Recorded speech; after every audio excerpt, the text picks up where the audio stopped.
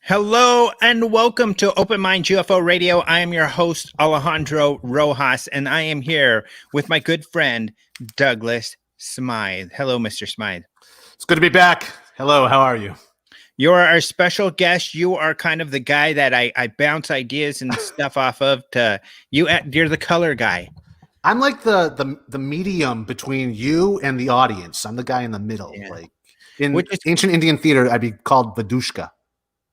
The douche what? No, but never mind. Go on.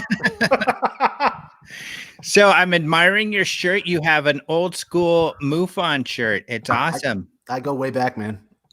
You know, there's that logo, which looks very Star Trek inspired, and probably, well, obviously is. It's Star Trek. It's Roswell. It's Roswell inspired. Actually, I think that's flames coming out of the UFOs. It's crashing. Oh, it looks like Star Trek. I could be wrong. I always assumed it. I think it's a combination of like NASA. Maybe you're right. Yeah, I think so. I mean, that's all I've always looked at it, but I could be wrong. But then there was a follow-up logo, the logo I was familiar with when I was with MUFON. And now there's a new one, which looks like 70s, 80s style. I'm sorry. The new MUFON logo, which just says MUFON, is so awful. It was one of the worst things I've ever seen. They need to hire me. They need to hire me to do their logo. They do. Stacey, if you're watching. Doug, and by the way, people listening, Doug has done quite a few of my graphics and logos. And in fact, the Rojas report, which actually has a little bit of similarity with the MUFON logo that I liked. The Rojas report logo was created by you. In fact, let me bring it up for people to see. Whoa. I can change this so that, there we go. Look at that. Yeah. It's super simple. Beautiful. Its beauty is in its simplicity, really. I've gotten a lot of compliments. People really like it. Great. Good to hear. So it's cool stuff. So good job on the shirt, Doug. Good job. Thank you, man. Thank you. And I've got my International UFO Congress hat, which people must be recognizing I really like. I don't know. I had this white hat on the shelf for a while. I felt like wearing a white hat. And it works because of the conference going on, just a couple of weeks ago that I can promote the conference and talk about it. Reminds me too. It's a good way to remind myself. Yeah, no, it's good. I mean, but it could desensitize you at the same time, and maybe you'll start forgetting about it. But it's interesting. You say you were in the mood to wear a white hat. Like, I don't think about hats like that. Like, that's because you have one hat you wear. You've only got one hat. You think I only have one? I have a few variations of this, but I do have an olive drab one. I have some antique ones as well, and I mix it up. You haven't noticed it. You've never commented on it, but I have mixed it up a couple times. I have noticed. I've seen you in your spacesuit. I have a captain's hat too. I have a few different hats. Originally, when I first started doing what we do, I would wear a captain's hat, but somehow it's morphed into this, and it's just and your artwork is your marketing for your company, your shaving company. For those who don't know, Doug owns Phoenix Shaving, and in that artwork, your character, because it's got this fiction kind of background going on. Your character is usually wearing the captain hat. Yeah, historically in our company, I was wearing a captain's hat. That's what really people remembered. It stuck out. But then, as the character developed, it took on more of an adventure type element, or him being me. And honestly, it came with moving to Arizona, where I needed to wear a hat that was that would work well in this environment. And I'm not the cowboy hat type of guy. And these are actually pith hats. That is far more beneficial to someone wearing in the desert than a cowboy hat any day. Just the fact that you can soak it in water, evaporative cooling happens, and there's like a framework inside that suspends it on your head almost. So there's space between your head and the hat for the evaporative cooling to take place. And it's just a lot cooler design, I think. And I don't mean cooler in like a hip kind of way. Cooling design than a 10-gallon hat any day. So that makes sense. Yeah, so a couple of questions in the chat. Thank you all who have joined us in the chat, who are listening live. First of all, Unidentified Celebrity Review. And that's interesting. I wonder what that is. Maybe tell us a little bit about what the Unidentified Celebrity Review is. Because it's a great blog. joins with that name has been joining lately and asking some great questions and being really nice. Had some nice comments, but they asked about when and where is the conference this time. Well, the conference was a couple of weeks ago online, but a couple good things. First of all, you can actually get a ticket and get online and watch all of the videos right now. And in fact, if it's not down yet, it will be soon, to be honest. But the cool thing about that is, yeah, you can watch all the videos. They're still up there, and you can get in the chat and communicate with people, which is a lot of fun. However, still the chat's still live. It's still live. Oh, I didn't realize that. So hey, honey, is the Congress stuff still live?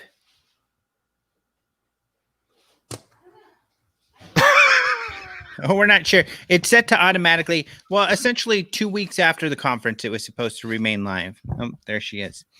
But is it still on our website? But yeah. But the point is that even once it does go down, we will be posting those videos on the UFO Congress YouTube page. So luckily, the UFO Congress, just like Open Minds, has the ability to have members. So, for instance, Mr. Smythe, you are a YouTube card-carrying member. Thank you. And it's only a couple bucks. And essentially, you get access to all the Rojas Reports live interviews. And so, and that has changed a bit. So if you want to watch live, it's a moving target, and I apologize for that. I know it's kind of difficult. That's just the way this is going to be going forward. Those of you who have been listening to my podcast or involved with Open Minds aren't that unfamiliar with that. And the reason why is really, I don't want to talk to just anybody in this field. And I do apologize if that frustrates some of you. I don't want to interview just whatever the latest flavor is in the UFO community. I really want to examine very closely, like Doug just mentioned, because he saw some of my last interview, and we'll talk about that in a second. I get really in the weeds because I'm really trying to break down the minutia as much as we can with experts on, how this is all working, how it'll work going forward with the government and UFOs. And I'm using experts, not just hobbyists or people out there researching. Although some of my friends you might include in some of that, and some of the people I will interview. For example, I was talking with Danny Silva a lot today, and he's got a website called The Silva Record. He's kind of like me. He's just got a blog up there, but he's covered some really great stuff. In fact, we were talking about UFO Joe and this article he had written that was really good. And I've interviewed these guys. So those of you who have been listening to the podcast for a while are familiar with them. But the point is, the Nick Popes of the world, the Kevin Knuths, the Chris Mellons, the Lou Elizondos, that's who I really want to talk to. But you can't just I'm not big enough to set a time every week and I can expect them to be there. So I work on their schedule, and that's why it's a moving target. So you never know. So I try to notify people as much as possible when my next interview is going to be. And in fact, I can tell you right now, my next one's going to be on Wednesday, and I'll send a notification out on that. And that's going to be Kevin Knuth, a physicist, an associate professor at SUNY Albany. That's right. We've been talking about him. He's great. The last couple episodes we've been talking about him of our show. He did an amazing interview about UFOs and science for the UFO Congress. Really, really good. You're going to want to watch that. And we'll talk a little bit about that, but a lot of other stuff as well with Kevin. Sure. But this thing he focused on was just how science works, how scientific exploration happens, and topics get kind of looked at by scientists. And it's absolutely brilliant. I mean, it's really, really important, I think, for people to really understand, especially in this time, in that we're making headway, that we have people like Kevin Knuth to be there for us, and organizations like the Society for, or the Scientific Coalition for UAP Research. So really good stuff. So yeah, it's already out.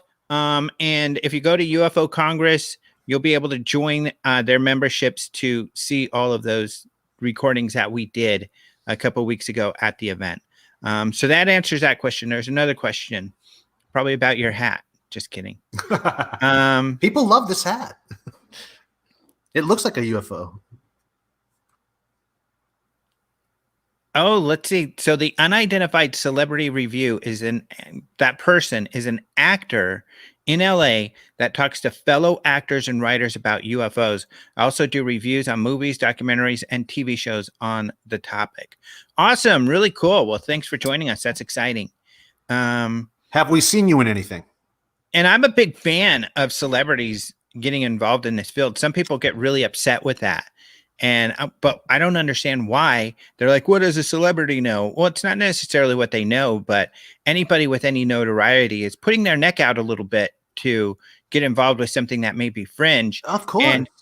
And plus they popularize, people are like, okay, it's okay to be into this stuff. They create an awareness around it. And you know what? Be them a celebrity or a government official. There are plenty of government officials too that open their mouths when they shouldn't about this topic. Yeah. They're not qualified to speak on this, but people believe them. And they know just as much as some of these celebrities do. But because they're a government official, they get more credibility. And I think that's something we all have to consider as well when we're picking on celebrities and other people. So he says, I know you inspired me to do the show. Wow. Thanks so much. Well, we're really happy to have you here. It's been great to have you in here, Yes. as well as the rest of you. In fact, Mark, who's in here a lot, he was asking about the CROTA. And I would say, and I forget what that means. It's Cooperative Research and Development Agreement.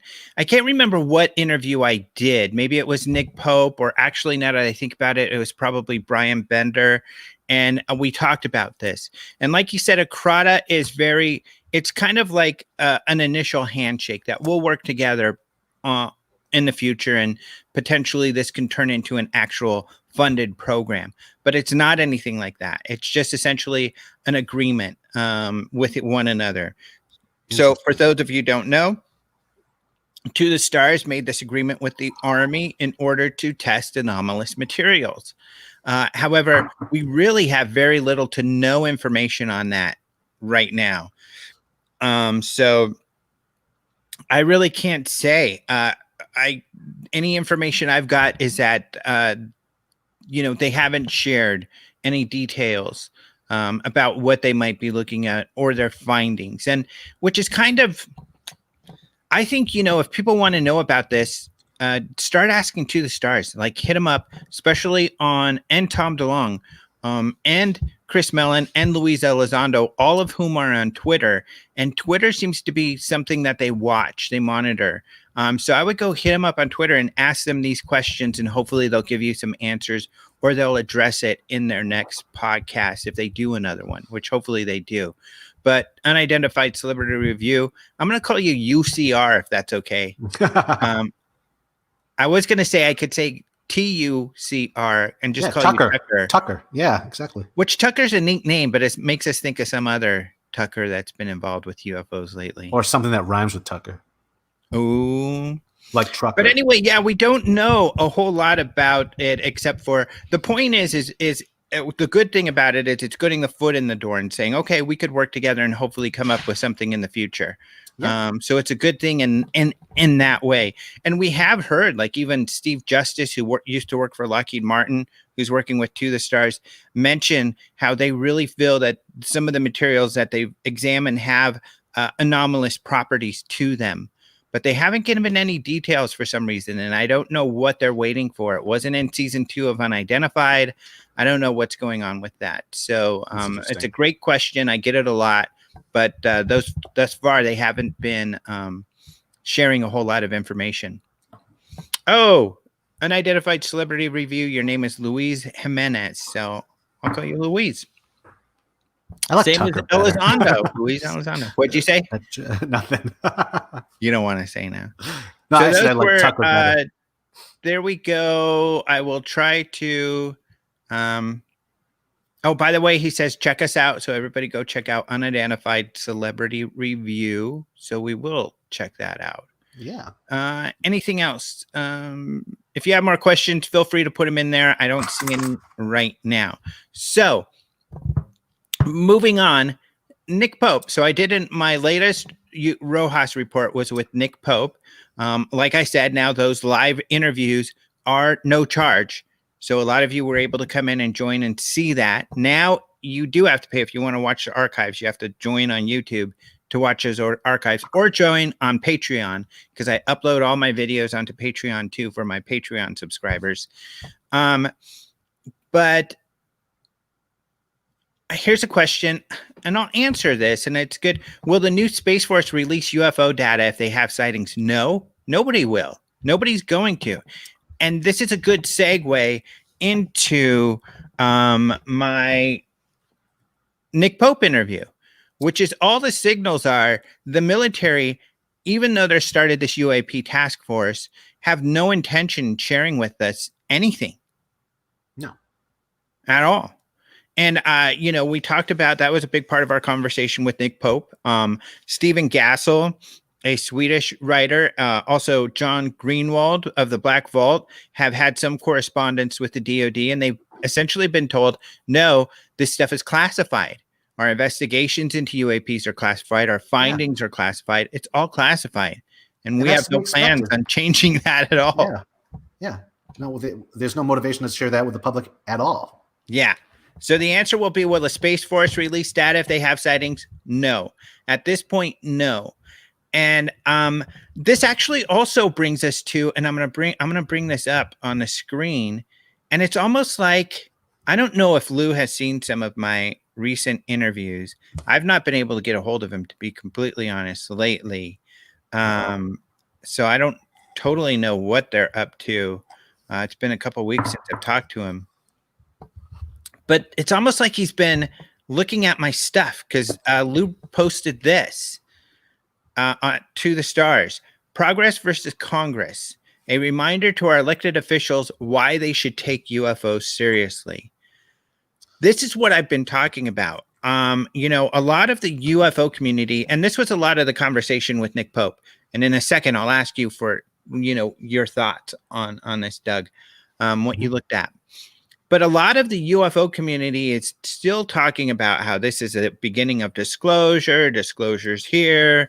And they're talking about how, we're finally going to learn about the aliens in Roswell and all of this stuff. There's absolutely zero real evidence for that, in my opinion. All of what we've heard is this is going to remain classified. This is going to remain classified. And Lou Elizondo wrote this article, and he kind of says the same thing, that, in fact, he uses a term at the end of the article. He says, as my mother used to tell me, the songs of yesterday still ring true today. Because what he's talking about is, even though a handful of Congress people have come forward to say that they take this topic seriously, it's still only a handful. We don't know. I do mean Roger Glassell. I'm not sure what I said, but Roger Glassell is a Swedish researcher. Somebody in the chat just reminded me. Yeah. But Lou is saying here, we still need to contact our Congress people if we want to know if they take it seriously. If we want them to know they should take UFOs seriously, we need to contact and have regular conversation with our Congress people. Nick Pope, other people I've talked to have kind of agreed with this lately, that really there is no urgency, apparently, with media or in DC to do something about any of this. Mark is saying disclosure happened. I think, Mark, you're exactly right. Disclosure has happened in the matter that what we've heard, and this was a very significant disclosure. This was the crux of this whole game plan by Chris Mellon of To the Stars. When the Navy says we take UFOs seriously, that automatically activates our ability as citizens and the ability of the Congress people in Washington, D.C. to say, hey, you take UFOs seriously. That's not what you've told us in the past. And in the Senate's case, especially, they've said, you have not told us you've been investigating UFOs. Tell us more. And that's what we're in the middle of. And so they are going to have to tell the Senate more. And fortunately, the Senate said we also want a public-facing portion of this. So that will happen. But we don't know where this is going to go. And the most likely scenario is that they'll get their report. They'll say, okay, thank you. And then, the military will say, we are all over this. We got this. And the Senate will say, okay, thanks. Bye. And that's it. Done. if we want more than that, then we've got to get out there and ask for more. But there aren't people out there, there isn't this massive of people in the country saying, I want a disclosure now. I want more UFO information.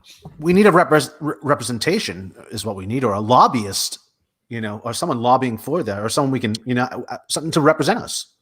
And unfortunately, we don't need someone, because we do have a lobbyist. Stephen Bassett's always been a lobbyist out there. Right. And I really like Stephen, but we can't go out there and say, tell us about the government interacting with aliens, which is exactly what Steve Bassett's talking about. That's not even really what any of this is all about. This is about identifying UFOs. Unidentifieds. Yes, and it could as we were talking about before the show, there's a balance between what's going to motivate the military and what's going to motivate the public. What seems to motivate the public is the possibility of aliens, whereas what motivates the government and the military is the possibility of a threat. Exactly. Not necessarily mutually exclusive. These are two different things. So but we have to appeal to both sides. We have to keep it sexy to get that public support, but we also have to keep it scary to get the military support. It's a great point, because, and this is, I think, lost on people too with this term threat. The military looks into threats. That's what they're there for. They're there for safety, national security. They're going to be looking at threats. If UFOs aren't framed as a potential threat, they're not going to have any interest. There are other interests, of course, when it comes to UFOs. One of those interests, and most of these then lie in academia or in, study. So for instance, scientific analysis, like physicists, this is what we'll talk to Kevin Knuth about. That's definitely an area that needs to be observed. In my humble opinion, what this UAP task force needs to establish, and this is what we need to ask for, is that a SETI type organization, not SETI, but a SETI type organization gets the information on Nimitz cases that they identify as truly unidentified, so they can analyze these cases in a transparent scientific way, so we can start to take seriously that there's a mystery here, that we need scientific investigation. There's other parts to it. There's are people being abducted by aliens? We need to have psychologists looking at this. Right. Is it even related? Is it even related to the UFO phenomena? Is it even related? Exactly. We don't know. And that's why I'm saying we automatically connect aliens to UFOs all the time. And we could be in for a big disappointment when we find out it's China, it's Russia. That's going to change a lot of these conferences. You're no longer going to see aliens around anymore. It's going to just be UFOs and maybe some communist China hats and Russian vodka. But it could change the look. And what would that look like? Or there could be other answers too, though. Sure, of course. I'm open to them all. When the Navy's saying it's not human tech, that's pretty substantial. I think. Yeah. But who's saying that? Who is saying that it's not human tech within the Navy? Are they qualified to say that? Certainly they're qualified to say that. Okay. And really it comes from the Navy. Right. So, they're the ones who said that they don't believe this to be Chinese or Russian, that it's something else. And I guess I would put it that way, nor do they believe it to be ours, anything top secret that we have. And there are, and this is an important side of it, there are defense tech experts such as Tyler Rogaway, who writes for the War Zone, where he's examining the tech side of this. And he's demonstrating that what has been observed is technology that is not just beyond what we have, but well beyond anything we have. And so if that technology is human made, it's extremely significant and a huge game changer.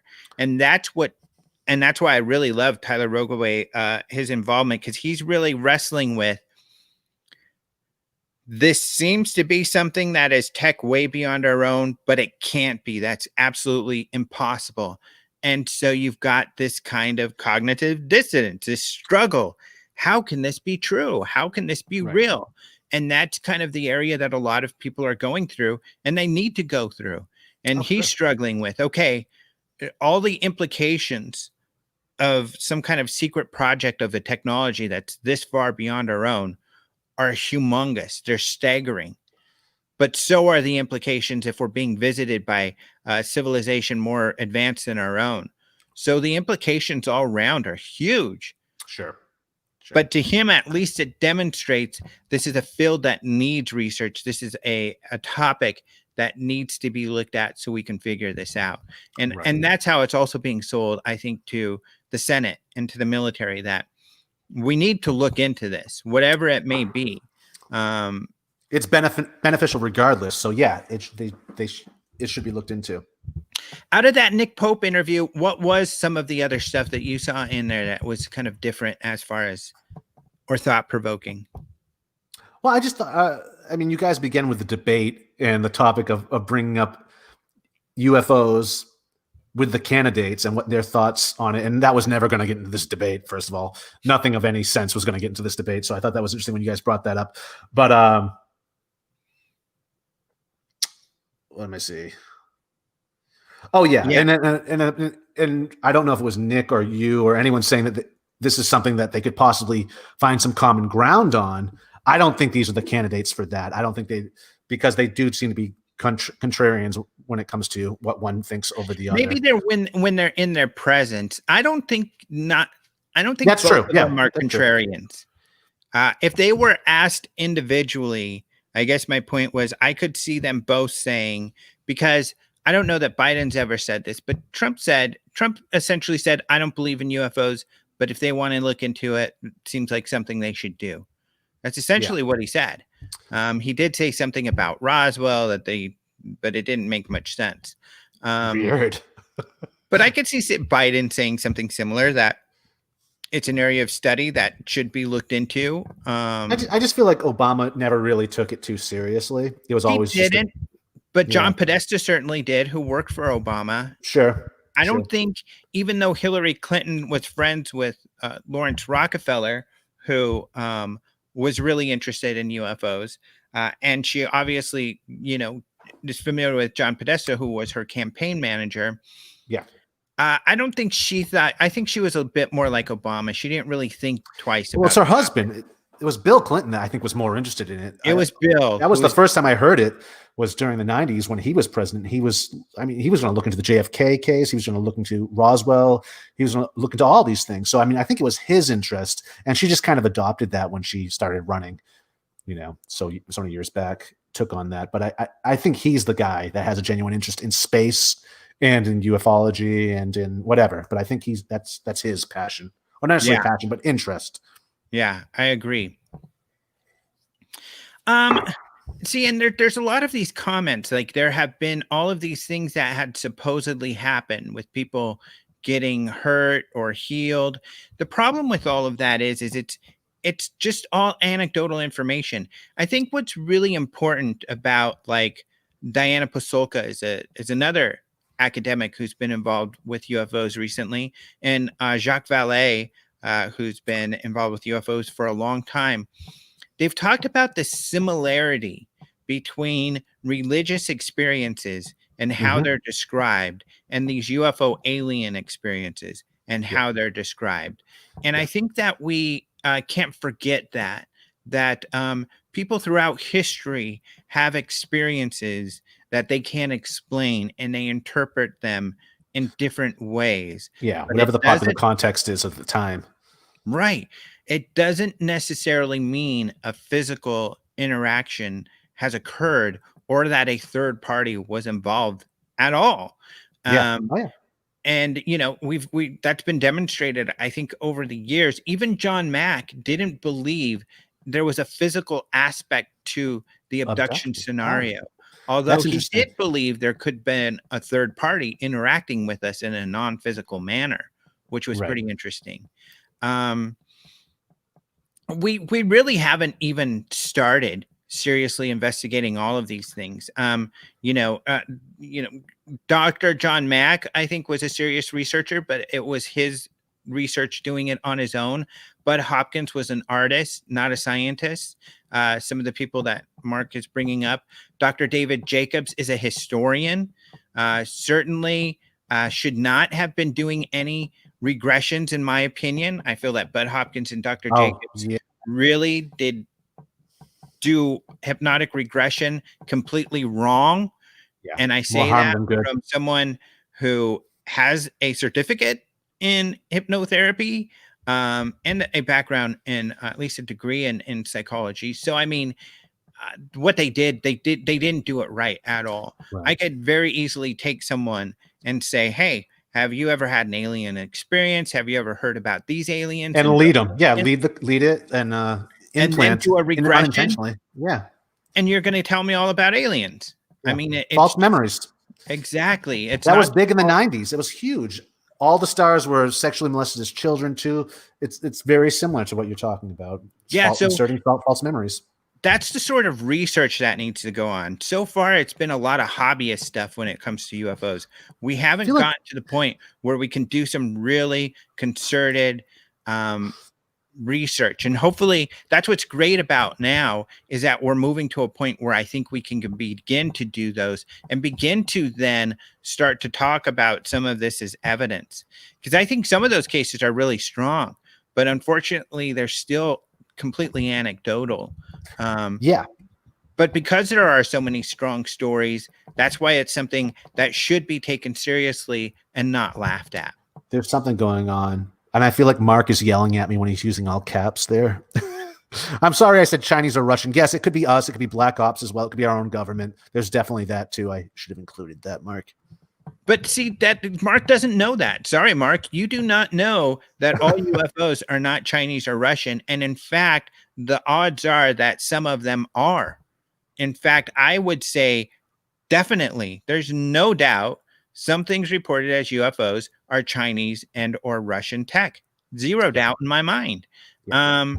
Because we don't know all the technologies the Chinese or Russians have, nor do we know all the technology we have. And this gets into kind of my conversation with Nick Pope also. Exactly. That we don't want them to know what we know. Yeah. And vice versa. Show our cards. Yeah. This is why all of this is so classified. We don't want to show our cards. That's what puts the military in a tough position looking at UAPs, because they're like, okay, we're looking at this. We find some UAPs, but the problem is, and this is why we can't share it with you guys, we don't know whose it is, or we do know that's Russian, but we don't want the Russians to know that we know that's Russian. Right. So it's really, really complicated, all of this. It is. We're asking the wrong people to look into this, maybe.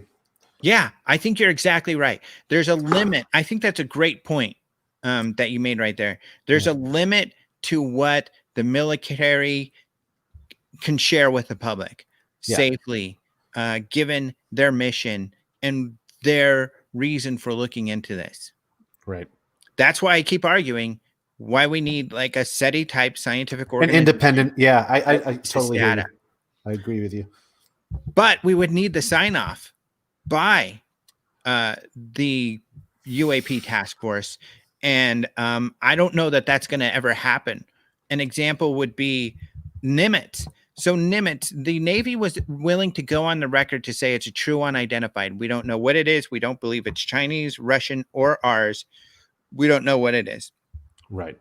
But to your point earlier, they have shared with us no information as to how they came to that conclusion. We really don't. We have a leaked document that I talked with Adam Kehoe quite a bit about this in my Rojas reports from last week. And there's this leaked document that analyzes the Nimitz situation, but it doesn't really come to any conclusions. It speculates, and we really don't know the origins of that document. It was leaked by George Knapp from Las Vegas, an investigative journalist there. And Lou Elizondo has confirmed to me personally that it was a document written by the military for the military. It was an internal document. What's that? It was an internal document. Right. So it is internal to some degree. Nobody knows who wrote it because it is kind of a weird document. It doesn't look extremely official, but some of the people even here who watch the show who have worked in intelligence say it does look like an intelligence report. So it probably was an intelligence report of some sort. Right. Elizondo couldn't share where it came from. Kane said it was in Bob Bigelow's files. Leslie Kane, who helped write the New York Times article on all the UFOs, she said she saw it and it was in the Bigelow files, but that doesn't, she told me she doesn't know who created the document. She thinks it might have been Bigelow Aerospace, who was contracted to work on the project. But Lewis told me, no, it was written by the military for the military. So probably intelligence, probably naval intelligence, looked into it, wrote up a report, boom.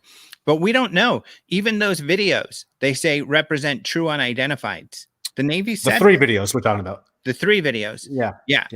But we don't know how they came to that conclusion because they have not shared any of their analysis on this. Have they shared it with the intelligence, the Senate Intelligence Committee? And the problem is,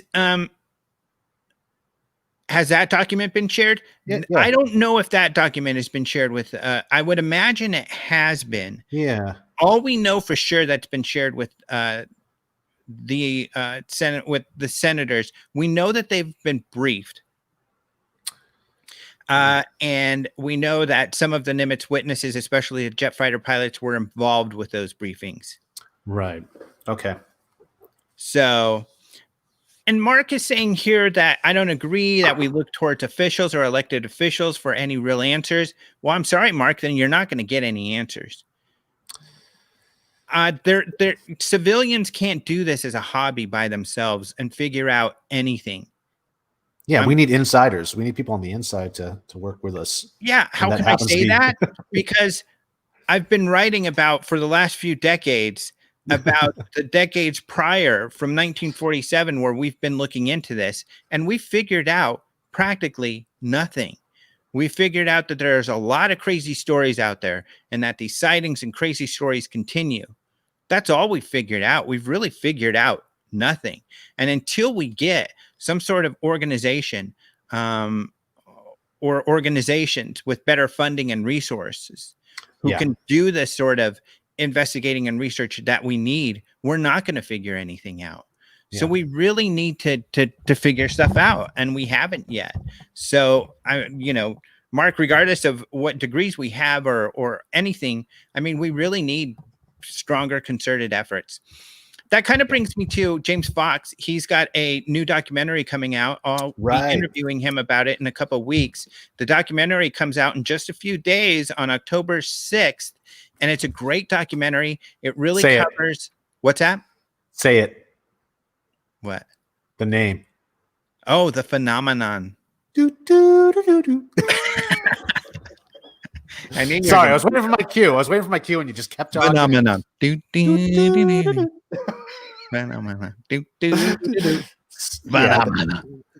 have a whole act. We have a whole act here. Well, check us out at UFO Congress next year. Yeah, and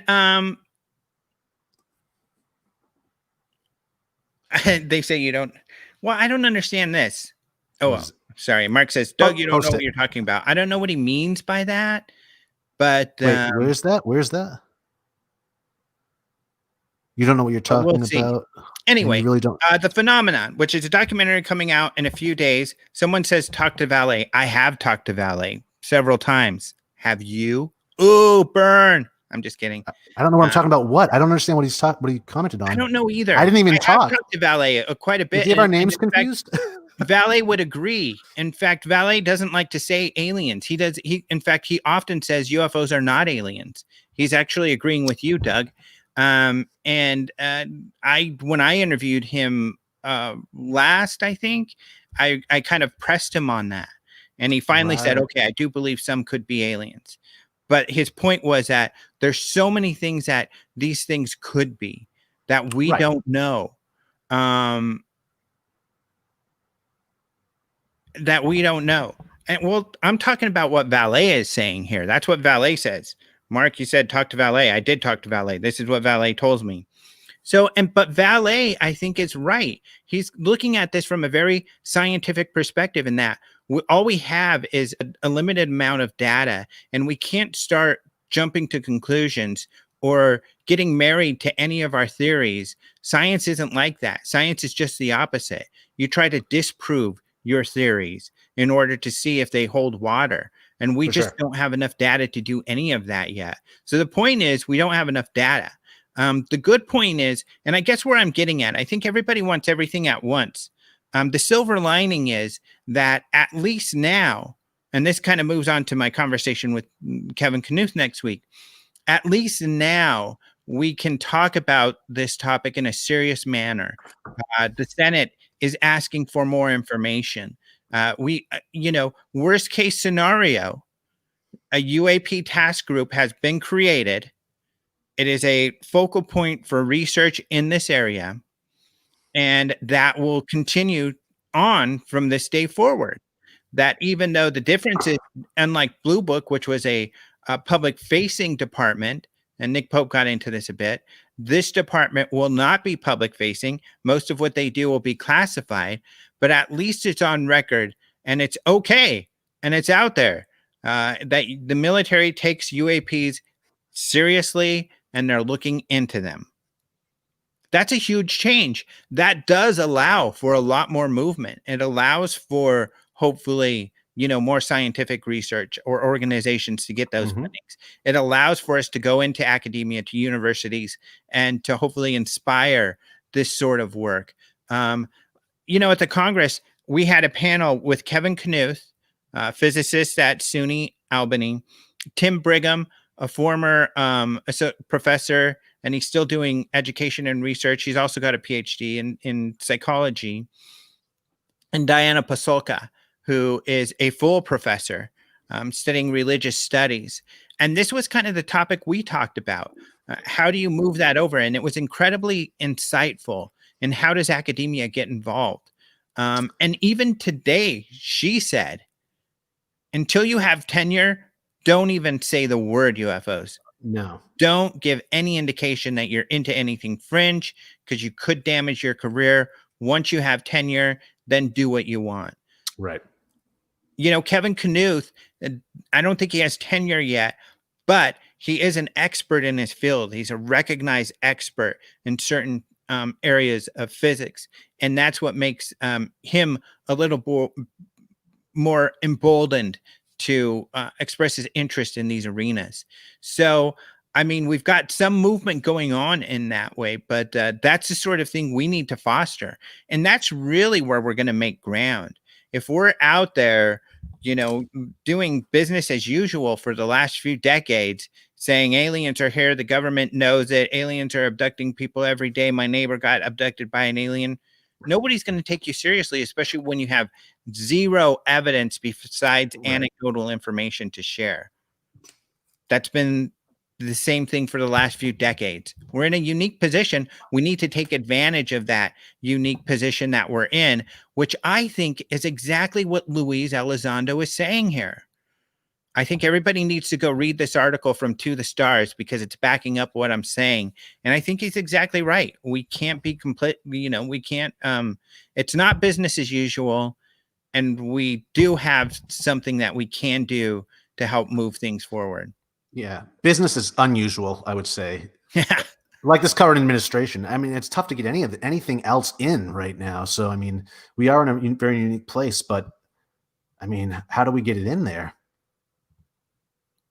With everything else that's going on in the world right now. It doesn't seem progressing enough.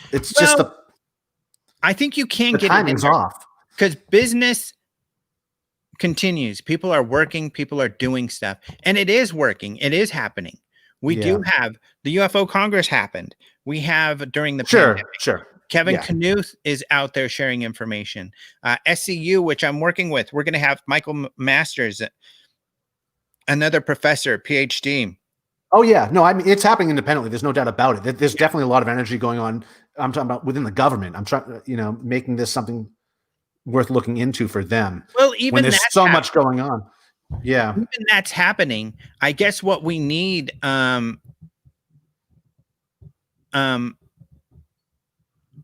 is that data then moving from the military to somewhere else where it can be examined.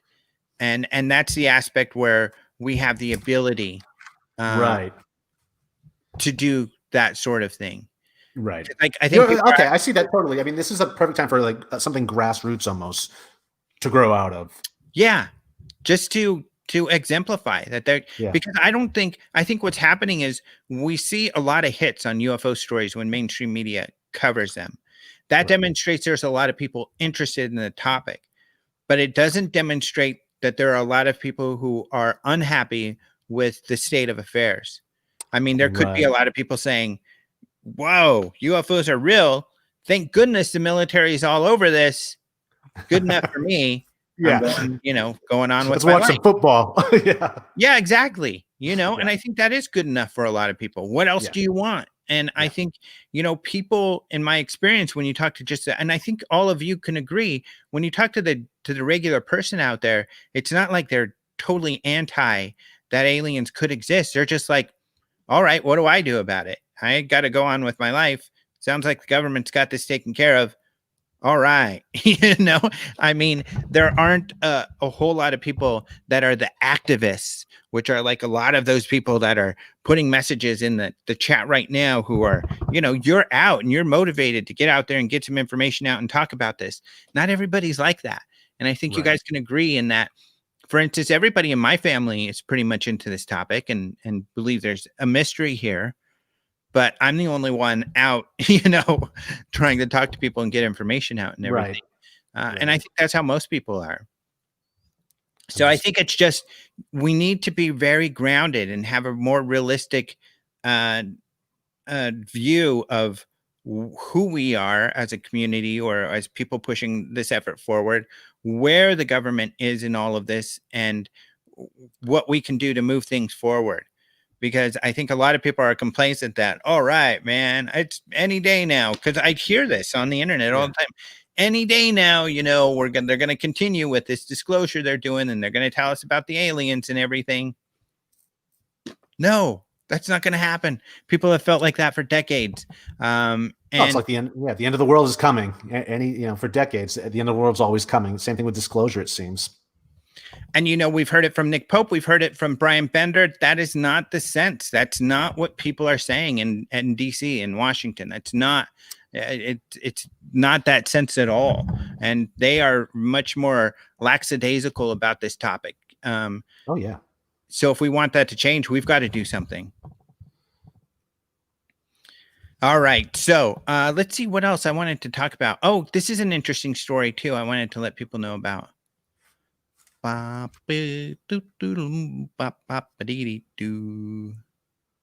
Share another screen here. Doug's taking notes. Well, I would take notes to get to pop in at some point, and then I get some questions too in the comments that I don't know when they were asked and what they're referring to. So I'm trying to keep up with some of this and failing miserably, it would seem. Sorry, guys. Yeah, Gas Mask talks about personal disclosure versus national disclosure. That's a good point too, I think. But anyway, here we go. Look at this story. This is a good one. This is about the Yale professor that became the mayor of Area 51. So this is a Yale professor who was an influential spy chief, like they're talking about. And essentially, he went with Lockheed to go scout out the place for Area 51. And they found it, and they started Area 51, and he was greatly involved with the establishment of Area 51, and even got kind of this nickname as the mayor of Area 51. So it's a really interesting article if you're interested in Area 51, which I think many of you are. And I don't know why. If it's just that I am feeling more ornery lately or something, but I can't help putting the caveat that I don't think there's any aliens or alien spacecraft at Area 51. No. But To quote Nick Pope, I'd be more concerned about Area 52 and Area 53. I wouldn't be more concerned about. And I then mean, finally, and I personally agree with this, and this is one of the problems with the media also, is now this story isn't all completely accurate itself, but a lot of it is. Reports of rising UFO sightings are greatly exaggerated. So they went to MUFON, and MUFON said, we don't see it. Even though there's all these headlines about increased UFO sightings, MUFON's like, well, according to our database, we're not seeing this increase. But I know Chris Rutowski, who we should have on the show again soon, great researcher out of Canada, is saying they are seeing increases in Canada. Interesting. I'm sure it's not just kids with drones.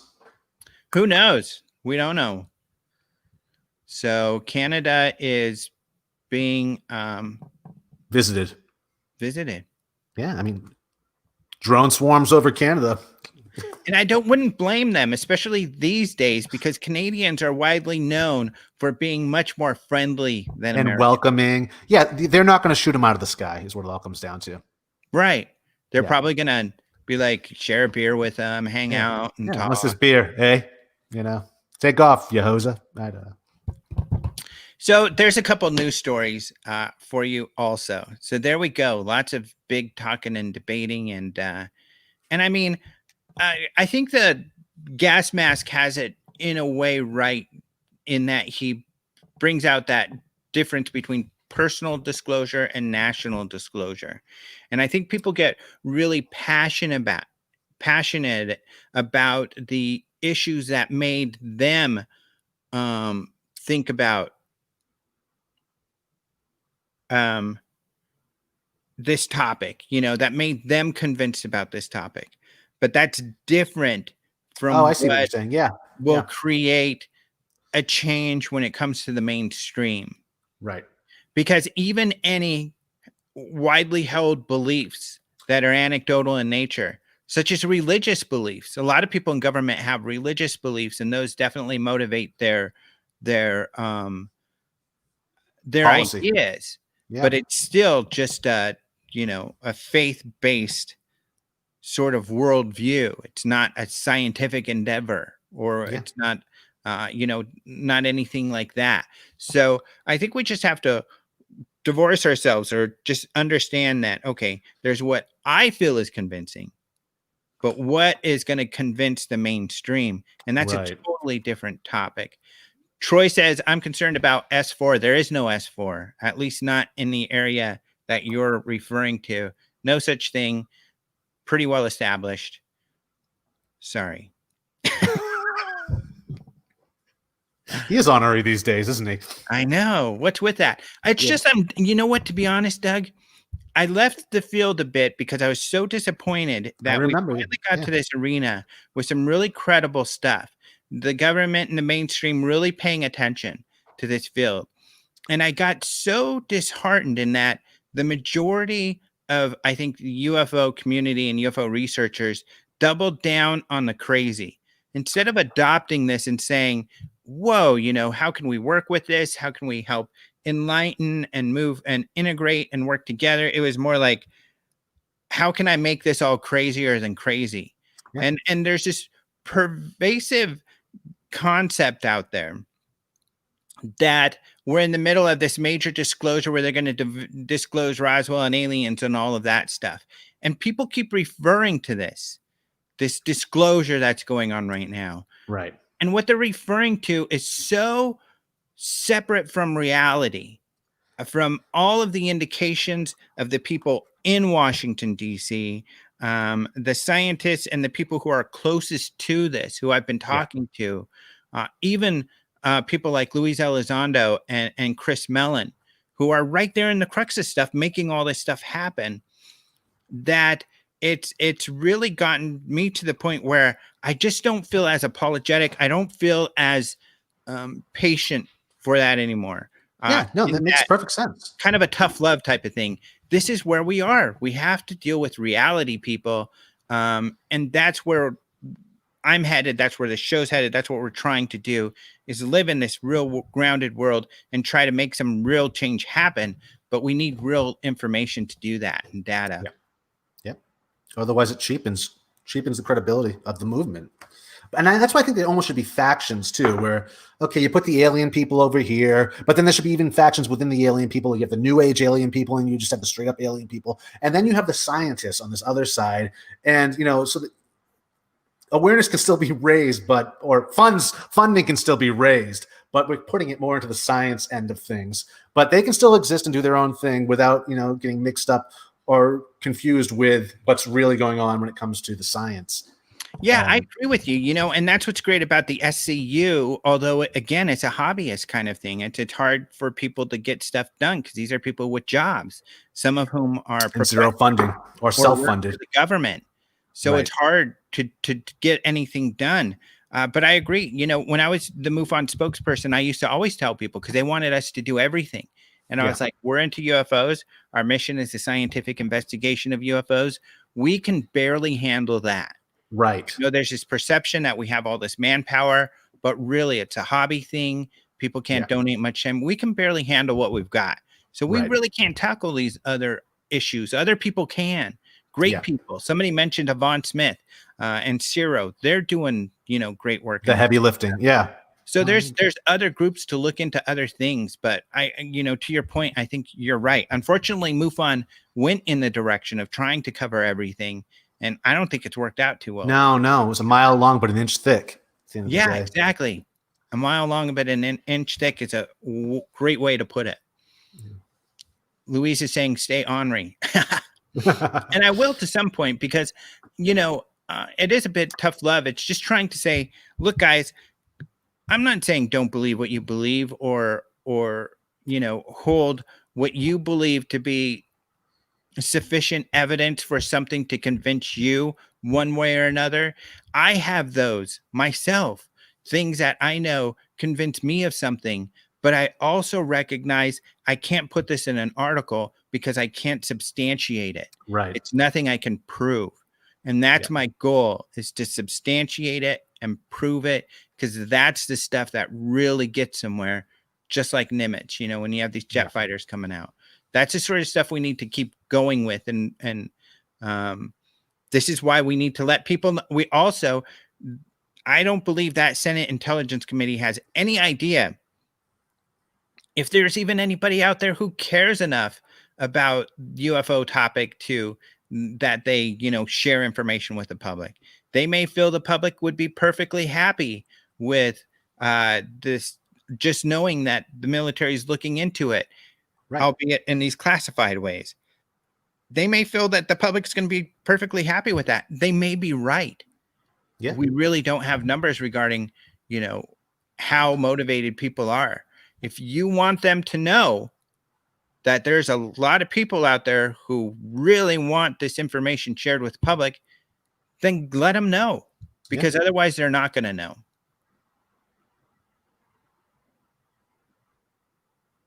Music and I was waiting for a reaction from you. Oh, I'm sorry. I started reading the questions. Like they freeze up the chat, and then suddenly there's like 10 questions that pop up, and I'm sorry, it really just cut me. But you're right. You're absolutely right, and you are correct in that. I agree when I co-sign, to quote someone, and and I think there's a hat joke happening. A lot of people hate this hat. Do they? I haven't seen that. No, that's a quote. It's from Uncle Buck. Uncle Buck quote. I never get to use it, so I had to get it out there while I could.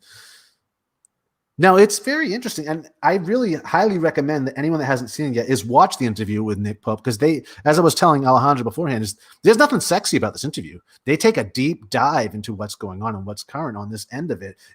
There's no BS here. I mean, there's no decoration. It's just straight up black and white, or as close as we can get to black and white detail on what's going on within this. Like the Senate, I mean, I was really... A lot of people saying they love the hat. Thanks, guys. Someone said we're dressed like children. That's hilarious. That's not... It's good to have a youthful spirit, right? Yeah. Hey, you know, I mean... Now, Troy, what are children but young adults? I mean, at the end of the day, I mean... And you know what? Especially these days, a lot of kids make a lot more sense than adults. True. There's some smart kids out there. So I guess we could wrap, but was that you? Do you want to finish a thought? No, I lost it. I'm sorry. This is the second show I've done today, and I'm at my caffeine intake is. I'm like on the caffeine downer right now. And I gotta admit, this was last minute because normally I was expecting Martin to be here with us as usual, but he had to leave, and he told me this.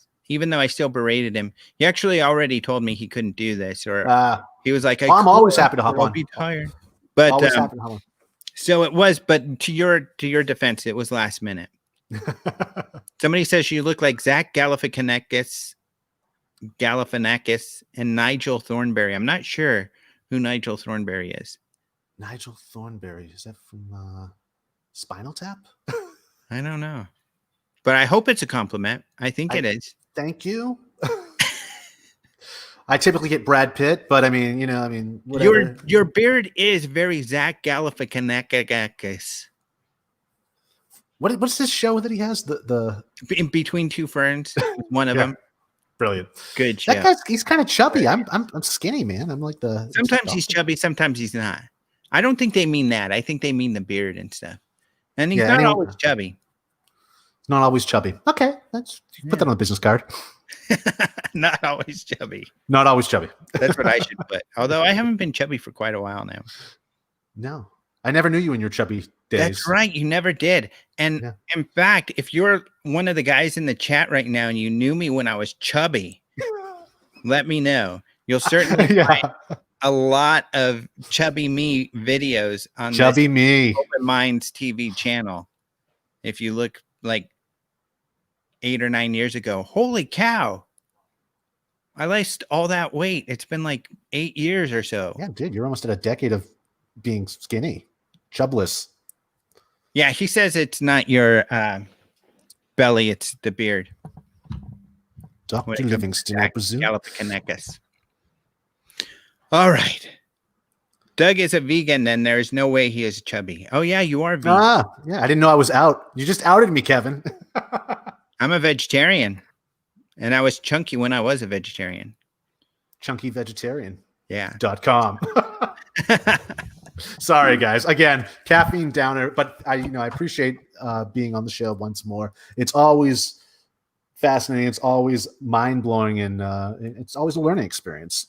Well, that's why you're here, to add that color. And I guess here's what we'll end on, just so people know. It's not like you're someone who's not into this topic. You're very into the topic. And even in your own business, aliens and UFOs are part of. I was going to look if I have something. I usually have my mug here, and I have one of your stickers on it. But, it's got aliens and UFOs on it. Oh, yeah. Something you're into. So you're not like a total skeptic, but share people your perspective. Well, I mean, I am a skeptic, but there is a part. I mean, I walk a fine line. I get. Yeah. I'm 40 is what it all comes down to. I mean, there's part of me that wants to believe in stuff, and there's other parts of me that is uber skeptical. I mean, I have a hard time making that leap. My mind doesn't go to aliens first. However, I find aliens and sci-fi very entertaining. That's what I look for when it comes to entertainment. But when it comes to disclosure and when it comes to what's really going on and UFOs in general, I can separate that. And I want to know more, and I want to understand what's going on, what the phenomenon is. And I do think there is something going on, be it human or not. I don't know. But that's part of what keeps me going. I like the mystery of it.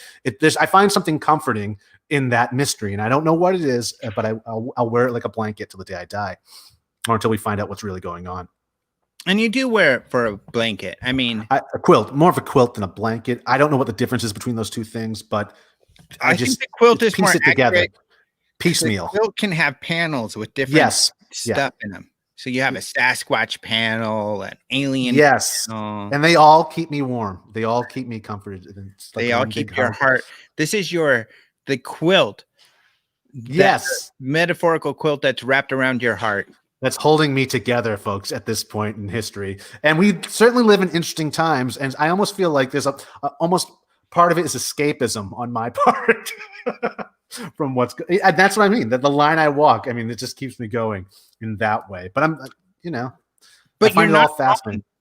And I think that is another factor, is that for a lot of people, and it's kind of in a way worrisome. And a lot of people, this and other conspiracies are escapism, but they've made some people have made kind of this dangerous transition to where we're seeing that now. Yeah. Become kind of a reality to them without substantiating it, just simply off of faith. Like Foucault's Pendulum, if you've ever read that book, deals with a lot of that. Is creating this conspiracy, this creating the plan based on all these things, seeing where stuff links together, where there could be a link there, but it's not actually a functional link. It wasn't an intentional link, but you can link a lot of things together, and I think we can get lost in that. But there is something comforting, having this. There's something bigger going on. There's people behind the scenes doing things. For some reason, that's easier for us to accept than, Occam's razor. I hear you, dude. I think you're right. And I think a similarity is, you have the Star Trek people or something like that. You go to Comic-Con, ton of escapism going on, but they recognize that it is escapism, that Star Trek isn't real. There are a few people who I hear that do believe that sort of thing. But that's not, and that's kind of the difference. So yeah, the cosplay, you lose me at the cosplay, which is odd because I have a closet full of costumes, it would seem. But yeah, in some of these things, it's over the top because, it turned into like the Dave Matthews crowd, or the Burning Man crowd. It was kind of hip in the beginning and whatnot. And then it just kind of diluted what I think was going on with these things. Does that make sense? Or was that hipster of me? That was pretty hipster, dude. Yeah, that was. I take that back. Anyways, folks, we're at the hour. But I think I get your point. I think I get your point. And I think you're exactly right in that, the general kind of original purpose gets lost. So, for example, take Dr. Alan Hynek. And I would say, Mark, unfortunately, I love you, buddy, but you're kind of an example of this. Taking things way too far. You're talking about Alexander and Vallée. Vallée's a scientist. Alexander is a government, the most non-conspiracy guy you can talk about. Oh, yeah. Dr. J. Allen Hynek was a scientist. When they started in this, it was about science and it was about research and gathering data. The same kind of things like that Luis Elizondo talks about, and it's moved from that to these belief and worldviews and belief systems that are so varied, from that the aliens are here to save us, the aliens are here to kill us. Even when you talk about all of this, those people that somebody mentioned John Mack and David Jacobs in the same sentence. Well, David Jacobs believes that, there's this nefarious plot for aliens to take over the world and they're creating hybrids and all of this craziness. John Mack didn't say anything remotely close to that. I mean, My point is that there are all of these perspectives and worldviews, and they can't all be true. And why are there so many different worldviews and perspectives? Because we just don't know. We don't have the data.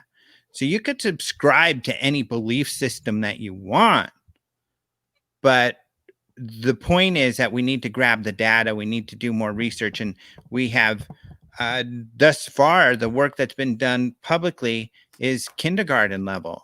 Practically, it's just that we have these one-offs like a John Mack who gets involved, or some of these others. I think Alexander's one of those shining examples of some great work. And sure, none of us are all going to agree on everything, but the point is that we really are kind of taking baby steps on gathering data and trying to figure things out. And hopefully that's where we can move to, because if we don't move to that, we're going to stay where we are with not knowing anything. Right. And exactly. I'm confident that Vallée would agree with me on that. And I think that he's even making similar points in the Phenomena documentary, because there's a great portion of that documentary from James Fox that's dedicated to Jacques Vallée. It's really good. It's one of my favorite parts of the movie. Really interesting movie. And I think, especially you, Mark, who is a big fan of Vallée, and I'm sure some of you others are as well, you definitely need to look into and watch that movie on the 6th. And Luis, you bring up a great quote from Luis Elizondo. I don't think disclosure will be an event. I think disclosure is a process.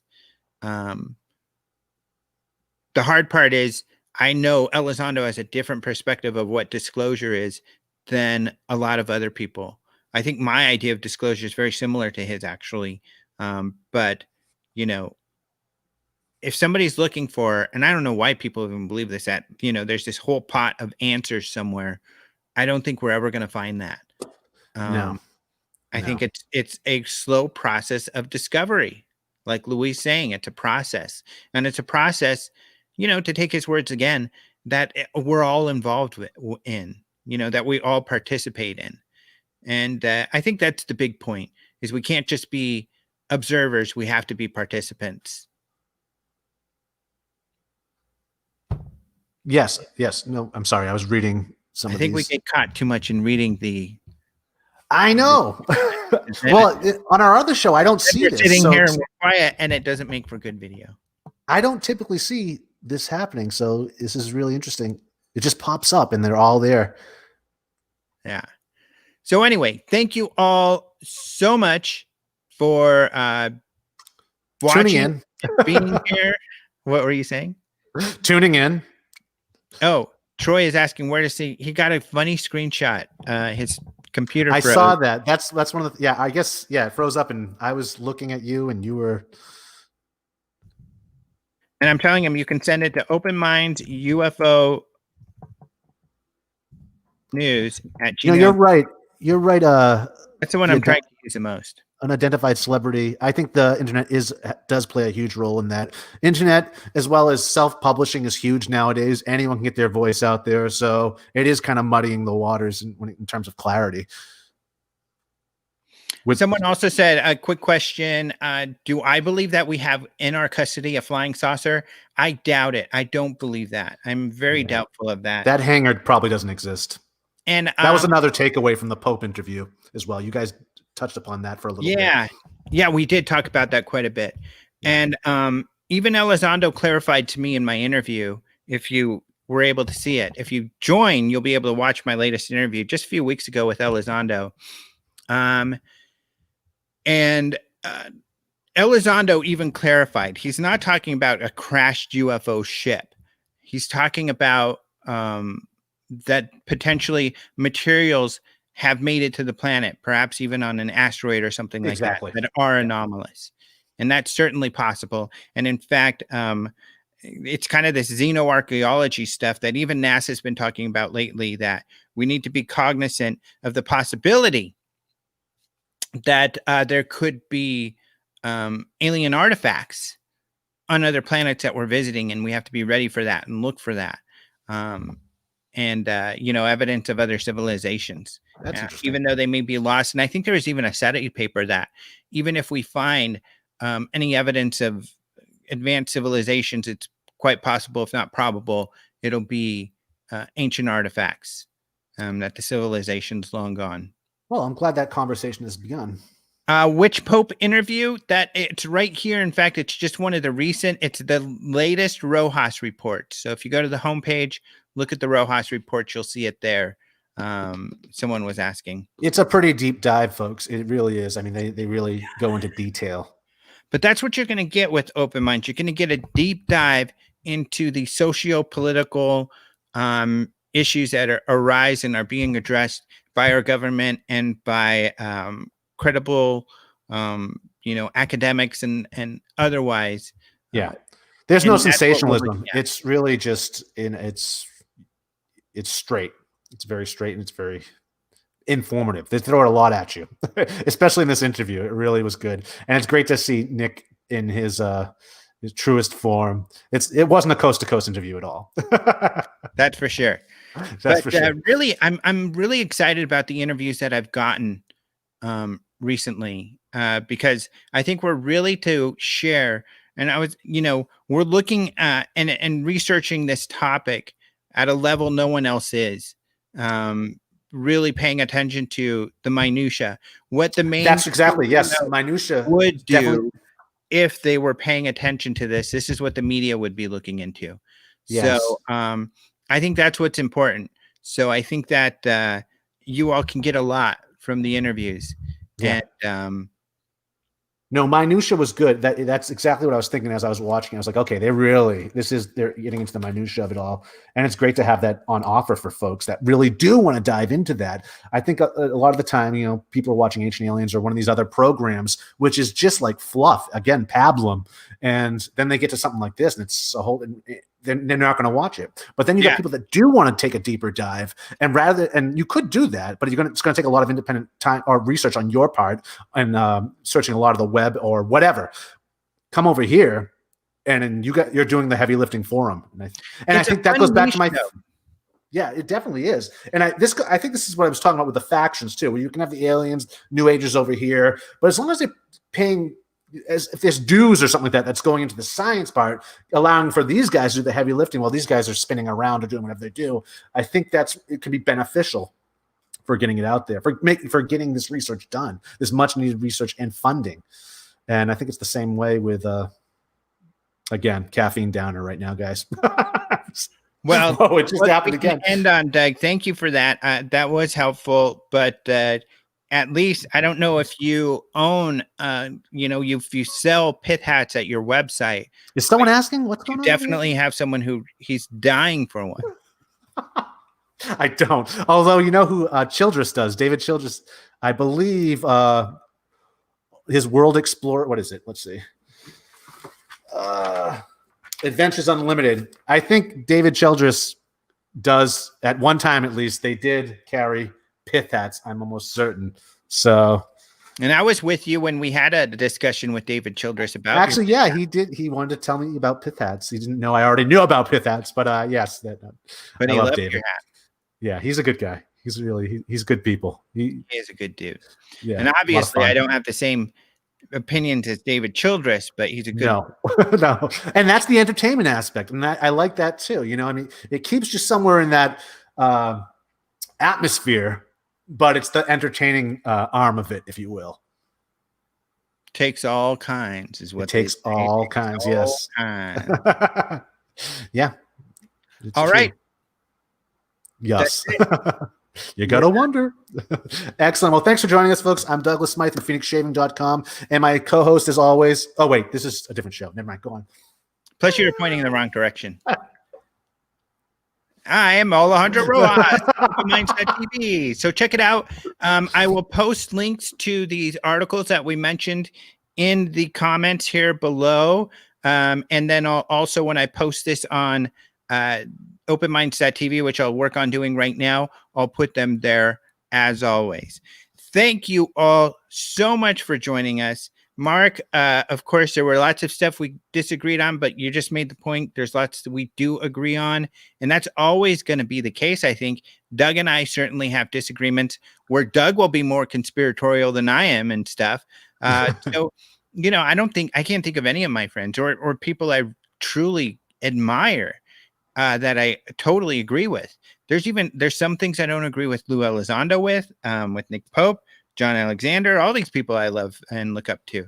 So that's just the way it is. However, Mark, thank you so much for joining because you inspired a lot of the conversation for this show. And then thank you to all of you others who are also here, Louise and Ricardo and Kevin, and I'm not sure how to say some of the names, Troy, UFO story and Majestic Q Clearance. You're always here to ask some great questions. Love your little symbol there. But lots of great people. Thank you all so much for joining. And Troy says, Doug, go with Dr. Pepper instead. As a name, a stage name, or I think it as for caffeine. Oh yeah, good call. Or maybe just tea.